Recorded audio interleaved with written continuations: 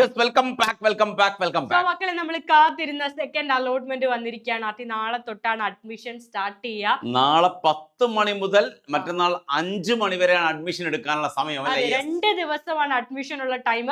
നിങ്ങൾ ശ്രദ്ധിക്കേണ്ട ഏറ്റവും പ്രധാനപ്പെട്ട കുറച്ച് കാര്യങ്ങൾ പറയാൻ പോവാണ്. സെക്കൻഡ് അലോട്ട്മെന്റിന്റെ തേർഡ് അലോട്ട്മെന്റിന്റെ ഡേറ്റ് പറയാൻ പോവാണ്. അതിനു മുൻപ് ആദ്യമായിട്ട് കാണുന്ന മക്കള് സബ്സ്ക്രൈബ് ചെയ്യാൻ മറന്നു പോകരുത്. യെസ്. അപ്പോ 22-ന് തുടങ്ങാണ്, 23-ാം തീയതി അവസാനിക്കാണ്, 5 മണി വരെയാണ്.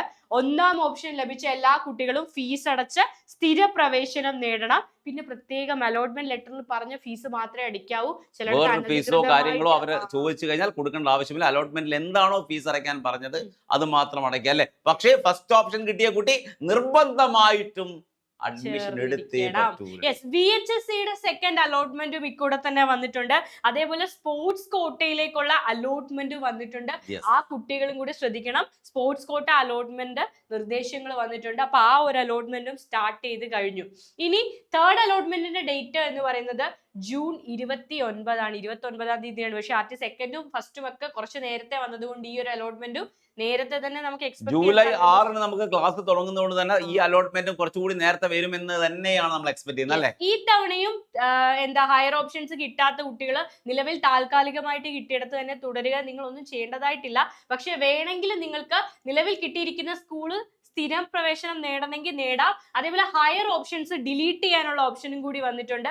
ഏതെങ്കിലും ഹയർ ഓപ്ഷൻസ് വേണ്ട എന്നുണ്ടെങ്കിൽ സെലക്ട് ചെയ്ത് ഏതെങ്കിലും ഓരോന്ന് മാത്രം സെലക്ട് ചെയ്ത്, അതായത് നിങ്ങൾ ഹയർ ഓപ്ഷൻ ഡിലീറ്റ് ചെയ്യുന്നത് നന്നായിട്ട് ശ്രദ്ധിക്കുക അല്ലെ. ആവശ്യമില്ലെങ്കിൽ മാത്രമേ എന്ത് ചെയ്യൂ, ഡിലീറ്റ് ചെയ്യേണ്ട ആവശ്യമുള്ളൂ. റെഡി അല്ലേ? അപ്പോ 5-ാമത്തെ ഓപ്ഷൻ ആണ് 4, 3, 2 വേണ്ടാത്ത ഓപ്ഷൻസ് ഒക്കെ ഡിലീറ്റ് ചെയ്ത് കളയാവുന്നതാണ്. അതുപോലെ സെക്കൻഡ് അലോട്ട്മെന്റ് കിട്ടിയിട്ടും ഇനിയും ഒരിടത്ത് അഡ്മിഷൻ കിട്ടിയില്ല എന്നുള്ള വിഷമത്തിൽ ഇരിക്കുന്ന കുട്ടികളാണെങ്കിൽ നിങ്ങൾക്ക് ഒരു അവസരം കൂടി നമ്മൾ തരികയാണ് അല്ലെ. സയൻസ്, നിങ്ങൾക്ക് ഇഷ്ടമുള്ള സയൻസ് സ്ട്രീം തന്നെ ഒപ്റ്റ് ചെയ്ത് +1 +2 ആ പഠനത്തോടൊപ്പം തന്നെ എൻട്രൻസ് കൂടി ക്രാക്ക് ചെയ്യാൻ പറ്റുന്ന, അതിനാണ് നമ്മൾ ഇന്റഗ്രേറ്റഡ് സ്കൂൾ വരുന്നത്. നീറ്റ് JEE ക്ലാസ്സുകളോടൊപ്പം നീറ്റ് JEE പ്രാക്ടീസ് ചെയ്യുകയും ചെയ്യാം. അതോടൊപ്പം തന്നെ +1 +2 സയൻസ് ക്ലാസ്സുകളും ക്ലിയർ ആക്കുന്ന ഇന്റഗ്രേറ്റഡ് സ്കൂൾ പ്രോഗ്രാം സ്റ്റാർട്ട് ചെയ്യുന്നുണ്ട്. ക്ലാസ് ജസ്റ്റ് സ്റ്റാർട്ട് ചെയ്തിട്ടുള്ളൂ. സെക്കൻഡ് ബാച്ചിലേക്കുള്ള അഡ്മിഷൻ 29-ാം തീയതി തുടങ്ങുകയാണ്. സെക്കൻഡ് ബാച്ചിലേക്കുള്ള അഡ്മിഷൻ ആരംഭിക്കുകയാണ്. സോ അതിനുവേണ്ടി നിങ്ങൾക്ക് എന്ത് ചെയ്യാം, നിങ്ങൾക്ക് ചോദിക്കാവുന്ന നിങ്ങളുടെ ഡൗട്ടും കാര്യങ്ങളൊക്കെ ചോദിക്കാം. ഇന്റഗ്രേറ്റഡ് സ്കൂളിന്റെ കംപ്ലീറ്റ് ഫെസിലിറ്റിയും കാര്യങ്ങളും നമ്മൾ എന്ത് ചെയ്യുക, കറക്റ്റായിട്ട് നമ്മൾ പറഞ്ഞു തരാം. സോ നിങ്ങൾ എന്ത് ചെയ്യുക, അതിലെന്ത് ചെയ്യുക, താഴെ കാണുന്ന ലിങ്കിൽ ക്ലിക്ക് ചെയ്താൽ മതി. അപ്പോൾ എത്രയും പെട്ടെന്ന് അഡ്മിഷൻ കിട്ടിയ കുട്ടികളൊക്കെ പോയിട്ട് അഡ്മിഷൻ എടുക്കുക. അഡ്മിഷൻ എടുത്തില്ല എന്നുണ്ടെങ്കിൽ തേർഡ് അലോട്ട്മെന്റിൽ പുറത്താകും. ഇനി താൽക്കാലികമായിട്ട് തുടരുന്ന കുട്ടികളൊക്കെ തേർഡ് അലോട്ട്മെന്റിന് വേണ്ടി വെയിറ്റ് ചെയ്യുക. നമ്മൾ വീണ്ടും വരുന്നതായിരിക്കും. ബൈ.